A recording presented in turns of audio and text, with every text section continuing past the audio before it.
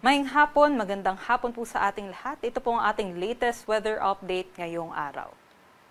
Sa ngayon nga po, meron po tayong binabantayang low pressure area at ngayon po ay huli po natin itong namataan 435 kilometers sa silangan po ng Baler, Aurora. So ito nga pong LPA ay may medium chance pa po ng development in the span of 24 hours. Pero kahit hindi po ito maging bagyo ngayong araw, ay magdadala pa rin po ito ng mga kaulapan at pag-ulan. Kaya mag-ingat pa rin po tayo kahit hindi po ito bagyo. So itong LPA po ay makakaapekto po dito sa may Cagayan Valley, pati na rin po sa may Metro Manila, sa Central Luzon and Calabarzon region. At yung extension naman po nito or yung trough po ng nitong LPA ay magdadala rin po ng mga kaulapan sa nalalabing bahagi naman po ng Luzon.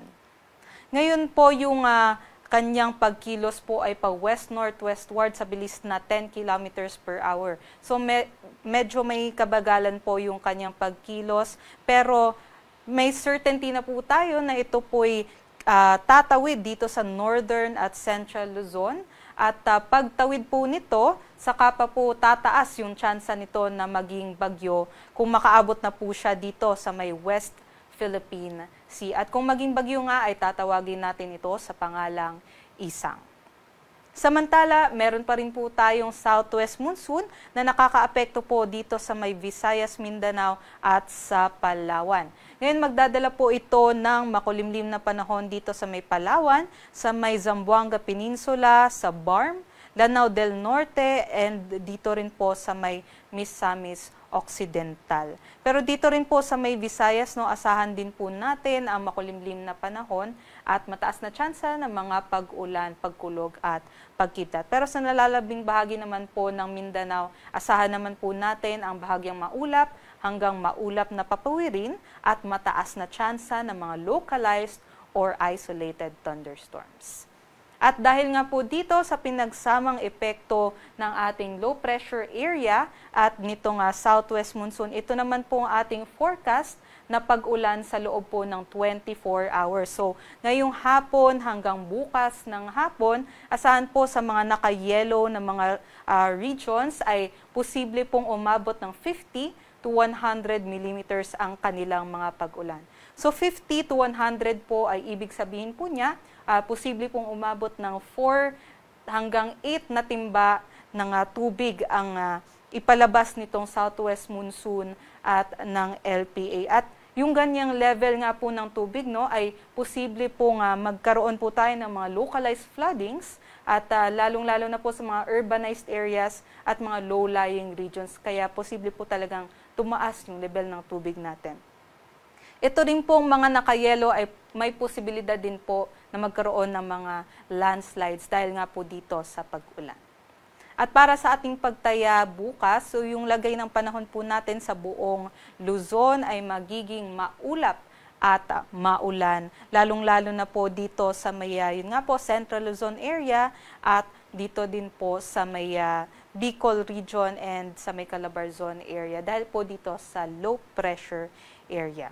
Ang magiging guwat ng temperatura dito sa Metro Manila bukas ay 26 to 30 degrees Celsius.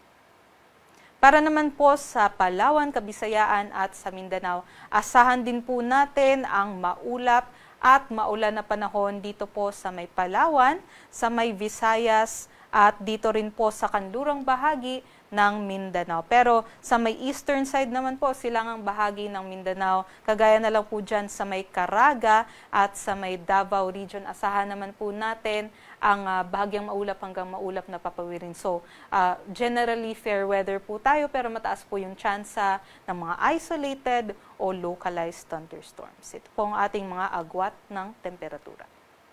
Wala naman po tayong nakataas na gale warning sa anumang baybaying dagat ng ating bansa at nasa light to moderate lamang po yung height ng ating mga pag-alon o banayad hanggang sa katamtaman lamang po ang ating pag-alon na abot sa 0.6 to 1.5 meters po dito sa may western section and eastern section po ng Luzon, Visayas and Mindanao, pero dun po sa may Northern Luzon area ay aabot po ng 0.6 to 1.8 meters po ang ating mga pag-alon. At yung 1.8 meter po ay medyo delikado pa rin po sa mga maliliit na sasakyang pandagat. Ito naman po ang ating 3-day weather outlook. So, yung habang papalayo na po itong LPA, no, posible po by Saturday ay makalabas na po ito ng ating PAR. Pero yung ating southwest monsoon po ay iiral by Saturday hanggang Sunday po yan. Pero yun nga po, yung kabuuan po ng ating Luzon, especially po dyan po sa may western sections po ng Luzon, Visayas at Mindanao ay makakaranas po tayo ng mga maulap na panahon dahil po dito sa southwest monsoon. Dito naman po sa may Kabisayaan, asahan pa rin po ang epekto nitong southwest monsoon, lalong-lalo na po sa may western sections po ng Visayas, sa may Iloilo, sa may Negros Island region, sa may Panay Island po. So, dun po kailangan mag-ingat yung ating mga kababayan dahil po yung ating mga pag-ulan ay mag-e-extend po for ilang araw po yun. At dahil nga po kung mag-extend yung ating mga paulan, posible pong maging mas malambot po yung ating mga soils doon at posible po yung ating mga localized na floodings at mga landslides. Pero dito naman po sa may eastern section ng Visayas, lalong-lalo na po sa may eastern Visayas at pati na rin po sa central Visayas, asahan po na masihina po yung epekto nitong southwest monsoon. Earliest po by Sunday dito sa may eastern Visayas at by Monday naman po dito sa may Central Visayas. At dito naman po sa may Mindanao area, posible po yung southwest monsoon ay makaapekto pa rin po sa kanlurang bahagi ng ating bansa.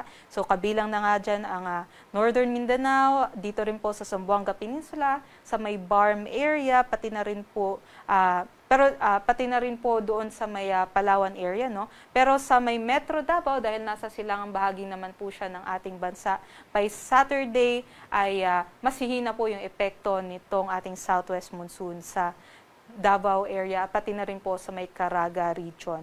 Pero pansin po natin na dito po sa may kanlurang bahagi ng ating bansa ay mag-improve po yung ating weather by Sunday to Monday dahil masihina po yung epekto nitong ating southwest monsoon. Pero dito naman po sa may eastern section ng Mindanao, meron po kasi tayong binabantayan, no, na cloud cluster at posible po ito makaapekto dito sa may Davao region and Caraga region. Possibly po by Sunday ay asahan na po natin yung mga pag-ulan, pagkulog at pagkidlat.